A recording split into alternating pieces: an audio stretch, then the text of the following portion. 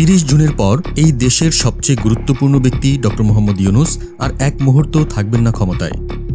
এক বিস্ফোরক বার্তায় তিনি জানিয়ে দিলেন, ক্ষমতা নয়, সত্যের দায়িত্ব পালন করতেই তিনি এসেছেন।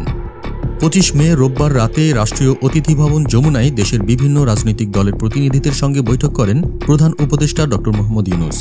সন্ধ্যা থেকে শুরু হওয়া এই বৈঠকে অংশ নেয় এবি পার্টি, ইসলামী আন্দোলন, খেলাফত মজলিস, গণ অধিকার পরিষদ, গণতন্ত্র মঞ্চ, সিপিবি, নাগরিক ঐক্য, গণসংহতি আন্দোলন, জাসদ রব সহ একাধিক রাজনৈতিক দল। বৈঠক শেষে প্রেস সচিব শফিকুল আলম জানিয়ে দেন, প্রধান উপদেষ্টা 30 জুনের পর আর একদিনও দায়িত্বে থাকবেন না। এই সময় ডক্টর ইউনূসের এক আত্মোপলব্ধির কথাও তুলে ধরেন তিনি বলেছেন, সুষ্ঠু নির্বাচন না হলে আমি নিজেকে অপরাধী বোধ করব।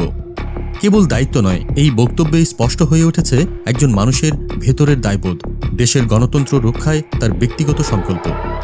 এই সময়ে যখন রাজনৈতিক অস্থিরতা তুঙ্গে, যখন প্রশ্নবিদ্ধ নির্বাচন নিয়ে জাতি দ্বিধায়, তখন একজন নিরপেক্ষ প্রধান উপদেষ্টার এমন ঘোষণাই হতে পারে বিশ্বাস ফিরে পাওয়ার প্রথম ধাপ। 30 জুন এই তারিখ শুধু একটি ক্যালেন্ডার তারিখ নয়, এটি হতে পারে গণতন্ত্রের ভবিষ্যতের জন্য একটি সীমানা রেখা। প্রধান উপদেষ্টার এই ঘোষণার পর এখন প্রশ্ন একটাই, এই পথের শেষে কি সত্যিই অপেক্ষা করছে একটি সুষ্ঠু ও গ্রহণযোগ্য নির্বাচন, নাকি আবারও থমকে যাবে বিশ্বাসের ঘড়ির কাঁটা?